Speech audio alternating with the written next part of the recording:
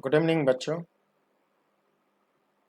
पिछले एपिसोड में मैंने 3 डायमेंशनल मोशन स्टार्ट किया था।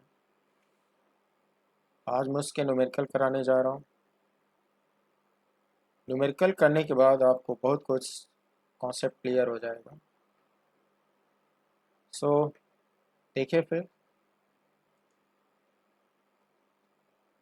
इस क्वेश्चन में position vector as a function of time किसी पार्टिकल के लिए गिवन है 40 cube I cap plus 2t square J cap plus T K cap meter. पूछा है आपसे find velocity vector at T equals, यानी ब्रैकेट में टी का वैल्यू लिखा है। Velocity vector at T equals 1 से, acceleration vector at T equals 1 से, jerk vector at T equals 1 से। तो जो कॉन्सेप्ट आपने पढ़ा है उसमें velocity as a function of time का डेफिनेशन पढ़ा है, D R by D T. D R by D T को थोड़ा और डिटेल में कहा जाए तो कहा जाए D D T of position vector R as a function of time. Vector R को आप अलग से ब्रैकेट में भी दिखा सकते हो। वेक्टर आर की जो वैल्यू दे रखी है उसको आप ला के यहाँ सब्स्टिट्यूट कर दो। डिफरेंशियल कैलकुलस में पढ़ते हो कि जो डेरिवेटिव होता है वो प्लस और माइनस पे डिस्ट्रीब्यूट हो जाता है। डी डी टी 3 टर्म्स पे अलग अलग डिस्ट्रीब्यूट हो जाएगा। आई mean D D T of 40 cube I cap.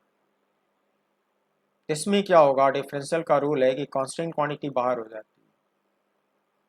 इसमें 4 आई कैप तो कांस्टेंट है, बाहर हो गया।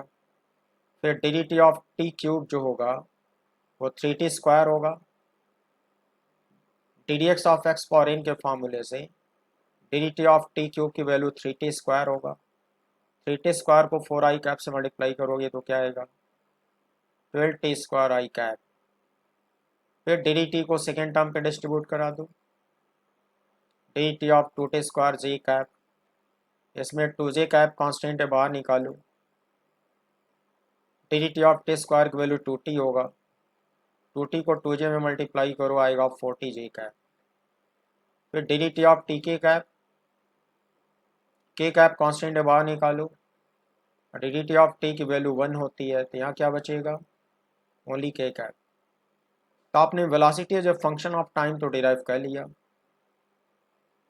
बट आपसे पूछा है velocity at T equals 1।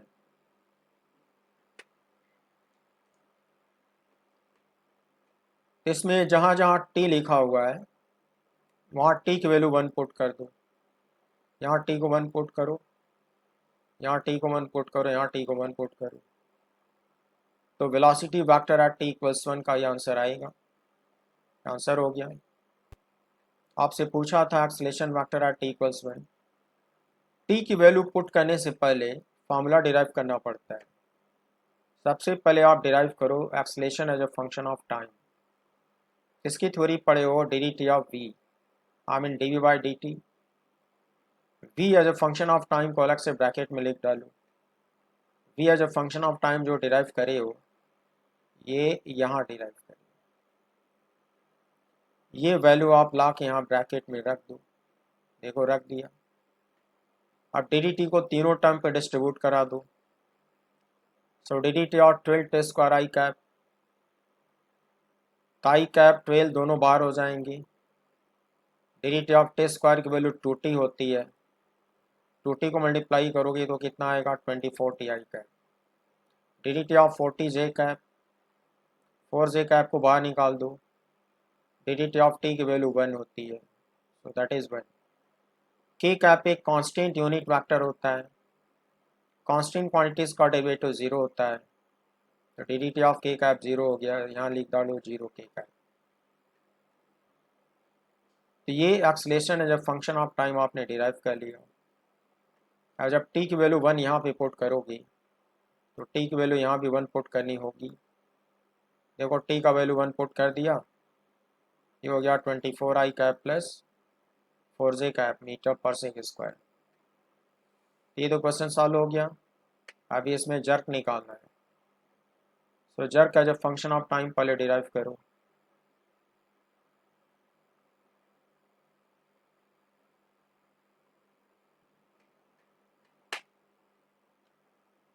jerk vector as a function of time, definition पढ़े हो dA by dt, I mean dt of a as a function of time, vector a as a function of time इतना derive कर चुके हो, bracket में ला के रख दो, dt दोनों पे डिस्ट्रीब्यूट करा दो अलग अलग, सो dt और 24 ti cap 24 i cap constant बाहर निकलेगा और dt ऑफ t की वैल्यू 1 आएगी, 4j कैप ये पूरा का पूरा कांस्टेंट है, तो dt ऑफ 4 की वैल्यू 0 आएगी, कांस्टेंट है इसलिए, ये हो गया 0j कैप। अल्टीमेटली बचेगा क्या, only 24 i cap.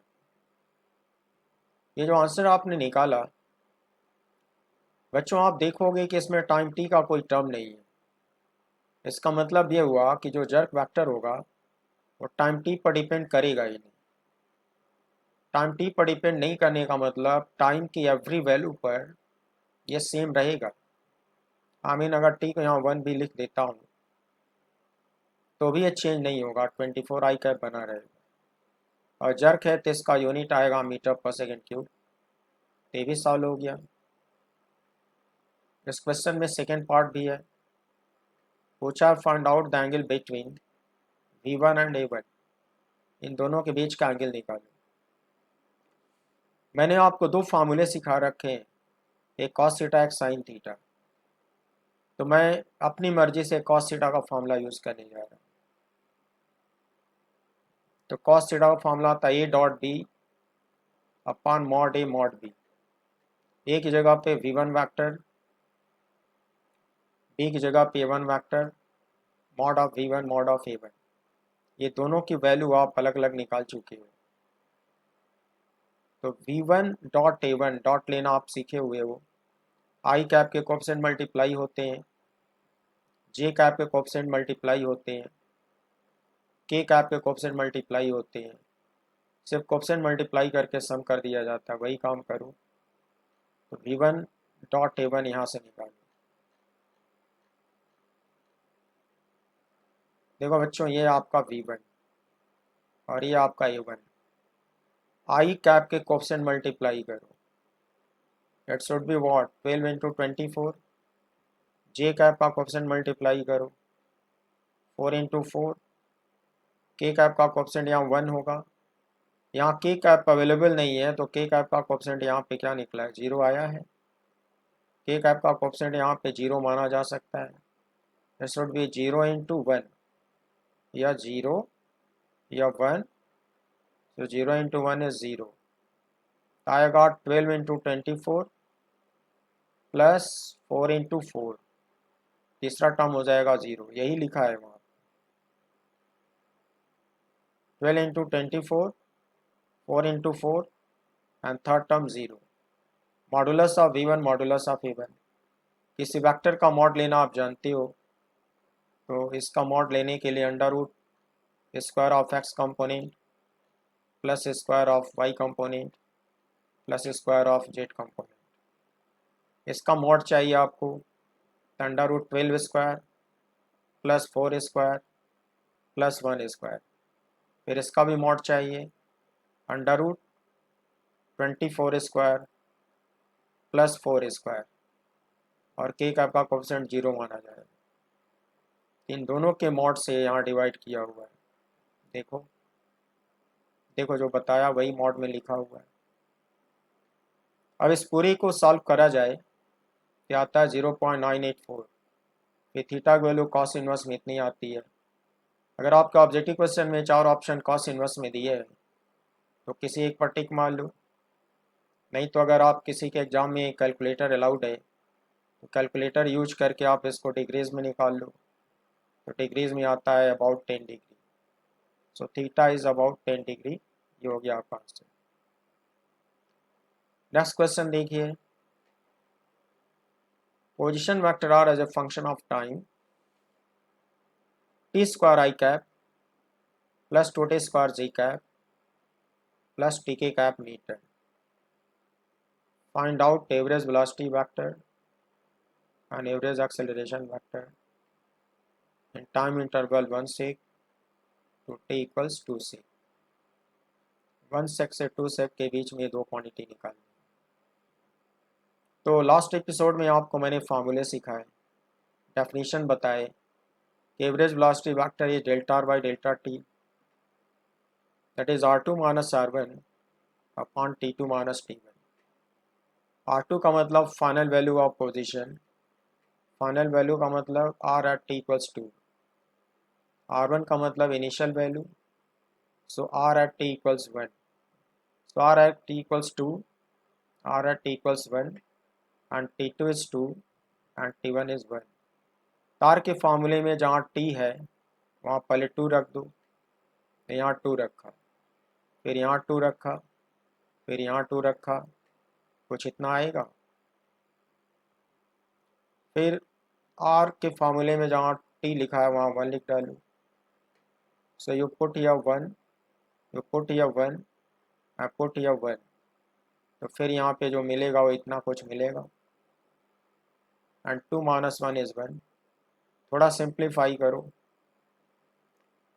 4i minus 1i, 3i, 8j minus 2j, 6j, 2k minus 1k, 1k, and we can ignore this. So this is average velocity vector, unit meter per second in time interval 1 to 2 seconds. Now your next question is average acceleration. इसको निकालने के लिए पहले velocity instantaneous का formula निकालना होगा। So instantaneous velocity as a function of time is already defined as ddt of rt. Now you put the value of rt within bracket. ddt is distributed over 3 terms, तीनों पे ddt distribute हो जाएगा।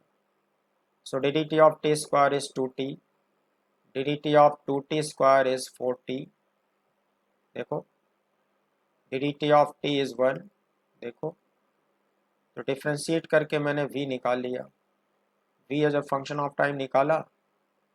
अब average acceleration निकालो,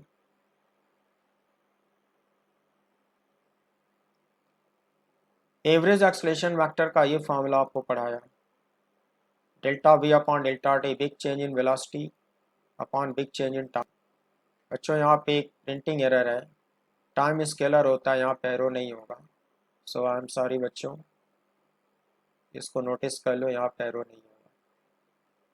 ये हो गया v2 minus v1 over t2 minus t1, यह final velocity at t equals 2, initial velocity at t equals 1, and this is 2, this is 1। Symbols में लिखोगे v at t equals 2 and this is v at t equals 1। तो v के फार्मूले में जहाँ t है वहाँ 2 लिख डालो, जहाँ t है वहाँ 2 लिख डालो, जहाँ t है वहाँ 2 लिख डालो, 2 2, this is 4i plus 8j plus 1k, 4i plus 8j plus 1k, minus जहाँ t है वहाँ 1 लिख डालो, यहाँ 1 लिख डालो, यहाँ 1 लिखो, यहाँ 1 लिखो, यहाँ तो t है ही नहीं है, रिपीट कर दो, क्या हो जाएगा 2i plus 4j plus 1k, इसको यहाँ से उठा लो, 2i plus 4j plus 1k, subtract करो and this difference is 1, 4i minus 2i is 2i, 8j minus 4j is 4j and 1k cancel out, इतना मिलेगा, done. This is our average acceleration vector. One more question, कभी कभी question में integral इस्तेमाल होगा, क्यों होगा देखो, given acceleration as a function of time 2i plus tj meter पर second square, velocity vector at t equals 0 is minus 2k cap meter per second, position vector at t equals 0 is 2i cap, find out velocity vector as a function of time, position vector as a function of time। बच्चों मैंने आपको Galileo's 3 equations का derivation दिया था, vector form में दिया था। उस डेरिवेशन का लिमिटेशन था कि वो 3 फार्मूले 3 इक्वेशन तभी काम करते हैं जब एक्सेलरेशन वेक्टर कांस्टेंट होता है। आपके क्वेश्चन में एक्सेलरेशन वेक्टर टाइम टी का फंक्शन है, ये कांस्टेंट बिल्कुल नहीं है, ये वेरिएबल है, तो गैलीलियो इक्वेशन भूल कर भी इस्तेमाल नहीं होगा। ऐसे क्वेश्चन कैलकुलस मेथड से करे जाते हैं। एक्सेलरेशन गिवन है, वेलोसिटी पूछा है, तो बच्चों इसको आप कैसे करोगे देखो सिखाता हूँ। गैलीलियो इक्वेशन कत्ते इस्तेमाल नहीं होगा। एक्सेलरेशन का डेफिनेशन है D V by D T, cross multiply करोगे तो डी वी का ये फार्मूला आएगा। वेक्टर ए की वैल्यू ला के यहाँ पे पुट कर डालो, इंटू डी टी करो, अब इसको इंटीग्रेट करो। Two I cap into D T एक टर्म बना लो, T J cap into D T दूसरा टर्म बना लो। कहते हैं कि इंटीग्रल प्लस और माइनस पे डिस्ट्रीब्यूट हो जाता है, यहाँ इंटीग्रल के 2 टर्म हो जाएंगे। इंटीग्रल का रूल है कि कांस्टेंट क्वांटिटी बाहर निकल आती है। सबसे पहले डी वी का इंटीग्रल वेक्टर वी होगा, फिर upper limit minus lower limit, तो ये तो इतना आएगा, कर दिया। Two I cap D T, इसमें टू आई कैप कॉन्स्टेंट होगा, बाहर निकाल लो। अब बचा डी टी का इंटीग्रल टी होएगा, फिर दूसरा टर्म होगा T J cap D T, plus लिखा तो यहाँ प्लस लिख डालो, जे कैप कॉन्स्टेंट है बाहर निकालो। अब बचा टी डी टी का इंटीग्रल होता है T square by two into J cap, lower limit upper limit. ये लिमिट आपके क्वेश्चन में दिया हुआ है, ऐसे हवा में नहीं लिखा है। कैसे दिया है देखो, ये टी का वैल्यू है और ये वी का वैल्यू है, ये लिमिट कहलाएगा। ये टी का वैल्यू है लोअर लिमिट और ये वी का वैल्यू है लोअर लिमिट। अच्छा, मुझको फार्मूला डिराइव करना है, तो टी का अपर लिमिट टी वेरिएबल हुआ और वी का अपर लिमिट वी वेरिएबल हुआ। ये वेरिएबल लिमिट होती है, इनको अपर लिमिट करते हैं। बच्चों लिमिट लिखना सीख लो, जब फार्मूला पूछा है तो अपर लिमिट वेरिएबल लिखी जाएगी, और लोअर लिमिट ऐसा दिया हुआ है तो उसको मैंने यहाँ पे लिख डाला, फिर लिमिट टाइम का यहाँ पे लिख डाला। अब अपर लिमिट को टी की जगह पे यहाँ रखूँगा, फिर यहाँ रखूँगा, ये दोनों टर्म रिपीट हो जाएंगे, फिर माइनस करके लोअर लिमिट रखूँगा, तो lower limit zero, lower limit zero, ये दोनों जीरो हो जाएंगे, जीरो को यहाँ इग्नोर कर दिया। अब ये माइनस माइनस प्लस होगा, जब इधर ट्रांसफ़र करोगे तो फिर से आके माइनस हो जाएगा। इसको रिपीट किया, ये माइनस टू के गैप ट्रांसफ़र किया, ये हो गया V vector. In other words लिख सकते हो V as a function of time. तो V as a function of time का देखो डेरिवेशन डन, एक आंसर तो आ गया। फिर आपसे पूछा है position vector as a function of time, अब ये देखो कैसे करोगे। बच्चों इस क्वेश्चन में एक्सेलरेशन वेरिएबल है, तो गैलीलियो इक्वेशन तो कत्ते इस्तेमाल नहीं होगा।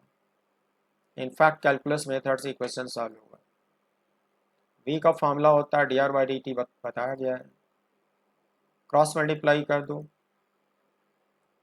तो टी आर आता है वी डी टी। आप वी की वैल्यू पुट कर डालो जो ऊपर डिराइव करे हो, ये वी का वैल्यू डिराइव करे हो, वेरिएबल फॉर्म में करे हो, तो जो वेरिएबल फॉर्म में वैल्यू होती है वही यहाँ इस्तेमाल होती है। यहाँ पुट करो इस पूरे को, फिर इंटीग्रेट करो। देखो मैंने वी वेक्टर की वैल्यू वेरिएबल फॉर्म में यहाँ पे पुट कर डाली, इंटू डी टी कर दिया, फिर डी आर लिख दिया, फिर इंटीग्रेट किया। अब ये लोअर लिमिट कहाँ से आई, ये टी का लोअर लिमिट है और ये आर का लोअर लिमिट है। बच्चों ये लोअर लिमिट आपके क्वेश्चन में गिवन होता है, देखो दिखा रहा हूँ। ये टाइम टी का लोअर लिमिट 0 और वेक्टर आर की लोअर लिमिट 2i का है, जो गिवन है ना ये लोअर लिमिट है। अपर लिमिट वेरिएबल हुआ टी का टी, आर का आर, तो लोअर लिमिट में टी 0 हुआ और आर की वैल्यू 2i कैप, और ये हो गया आपका लिमिट। देखो भाई लिखा हुआ है 0 2i cap T vector R. So D R का integral vector R, then upper limit minus lower limit, is it. यहाँ थोड़ा शॉर्ट में करा गया है, upper limit minus lower limit T R minus 2i cap होगा। अब क्या है कि इसको इंटीग्रेट करो, 2ti कैप इंटू dt को इंटीग्रेट करो। तो बच्चों यहाँ पर 2i कैप कांस्टेंट है, जब कांस्टेंट है तो इंटीग्रल के बाहर हो जाएगा, और टी dt का इंटीग्रल होगा टी स्क्वायर बाई 2, है ना।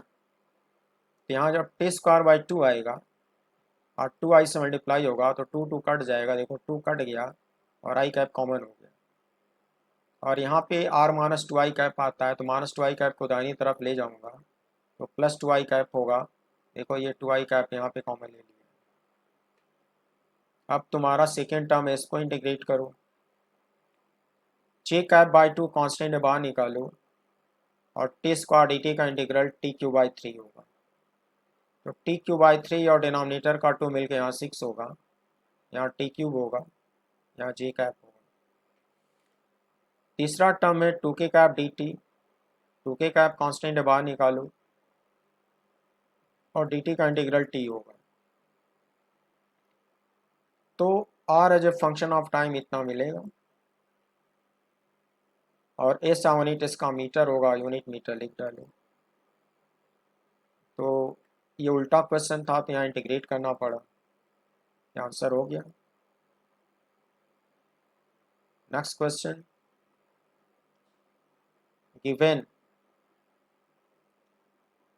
वेलोसिटी एट t इक्वल्स 4, ये t का वैल्यू है, 2i cap plus 4j cap metre पर सेकेंड।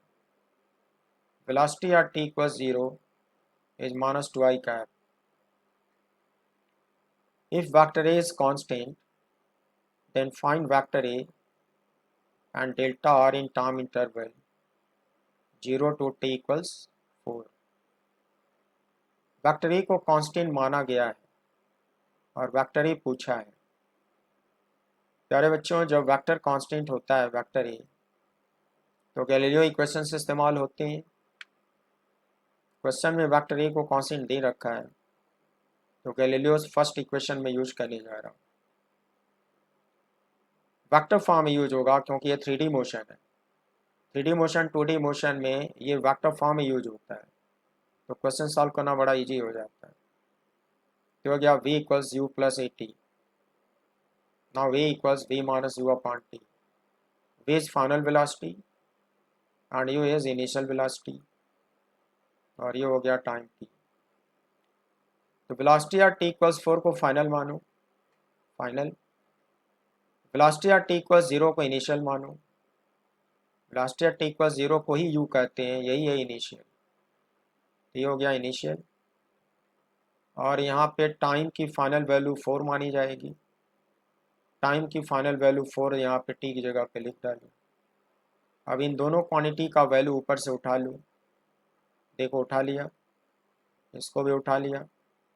इसको सॉल्व करो, 4 से डिवाइड करो, क्या मिलता है, आई कैप प्लस जे कैप यूनिट मीटर पर सेकेंड स्क्वायर। देखो वेक्टर ए का आंसर आ गया। फिर पूछा है big displacement in interval 0 to t equals 4। बच्चों, जब वेक्टर ए कांस्टेंट है तो गैलीलियो सेकंड इक्वेशन से इसको आप डायरेक्ट निकाल सकते हो। Galileo second equation vector form में सिखाया गया, delta R vector equals U T plus half A T square. इसको कहते हैं initial velocity, that is velocity at T equals 0। तो वेक्टर यू को आप ऐसे लिख सकते हो, velocity at T equals 0 into T plus half A T square. इसकी वैल्यू क्वेश्चन में दे रखा है माइनस 2i कैप। सॉरी बच्चों, यहाँ आई कैप मिस हो गया है, माइनस 2i कैप लिख डाला, और t की फाइनल वैल्यू 4 लिख डाला है। ये फाइनल टाइम होता है, क्वेश्चन में 4 दिया है। वेक्टर ए डिराइव कर चुका, यहाँ पे पुट कर डाला, t की फाइनल वैल्यू यहाँ पे पुट कर डाला और इसको सॉल्व कर डाला। सॉल्व कर डालोगे तो आएगा -8i और ये आएगा +8i। ये तो कैंसिल हो गया। फिर यहाँ पे बच जाएगा 16/2 means 8j cap. So delta R vector is 8j cap meter. This is our final answer. प्यारे बच्चों, मैंने आपको 3D मोशन के क्वेश्चन सॉल्व करना सिखाया। 3D मोशन बहुत टफ नहीं होता, केवल फार्मूले का सही से इस्तेमाल करने आना चाहिए। अब मेरे पास 2D मोशन के क्वेश्चन है और 1D मोशन के क्वेश्चन है। तो मैंने आपको सिखाने की कोशिश किया 3D मोशन में जब भी वेक्टर ए कांस्टेंट गिवन होगा या रहेगा तो आप क्वेश्चन को गैलीलियो इक्वेशन से कर डालोगे, और अगर आपके क्वेश्चन में वेक्टर ए वेरिएबल होगा, जैसे यहाँ पे वेक्टर ए वेरिएबल था, टी का फंक्शन था देखो, तो गैलीलियो इक्वेशन बिल्कुल इस्तेमाल मत करना और ये इंटीग्रल मेथड से इस तरह के क्वेश्चन सॉल्व करे जाएंगे। ये दिया है वी और आर पूछा है तो यहाँ इंटीग्रेट करोगे। फिर एवरेज क्वांटिटी निकालना सिखाया। इस क्वेश्चन से आपने सीखा एवरेज कैसे निकालते हैं।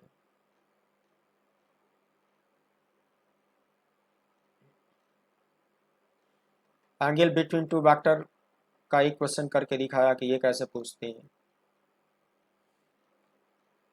और कोई क्वेश्चन सीधा होता है,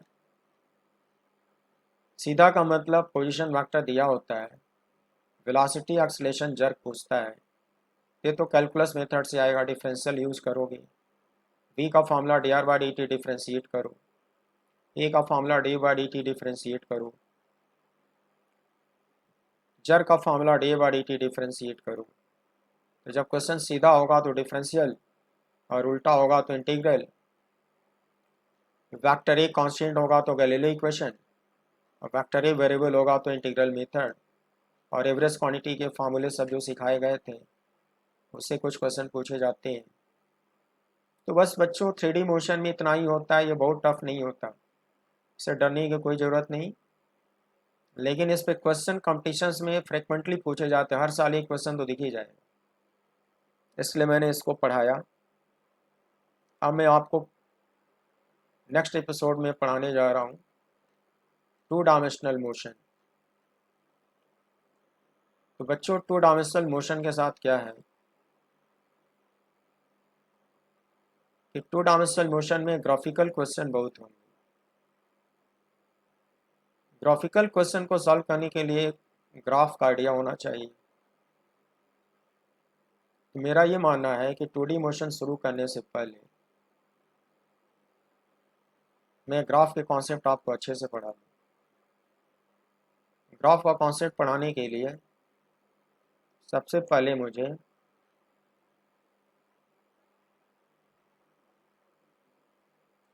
function and graph physical mathematics पढ़ाना होगा।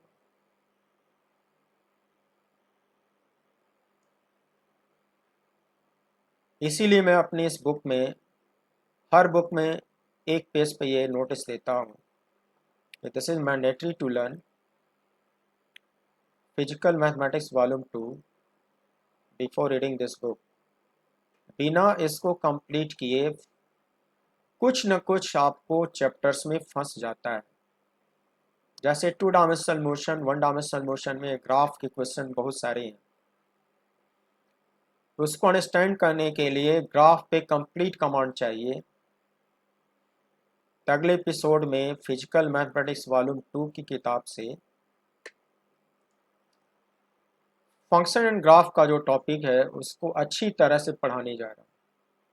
उसके बाद से फिर से मैं वापस लौट आऊँगा 2 डायमेंशनल मोशन और 1 डायमेंशनल मोशन। सो प्यारे बच्चों, मैंने आज आपको 3 डायमेंशनल मोशन का एप्लीकेशन पार्ट कराया और आई होप आपने अच्छे से समझा होगा। और अकॉर्डिंगली आप वर्क करोगे।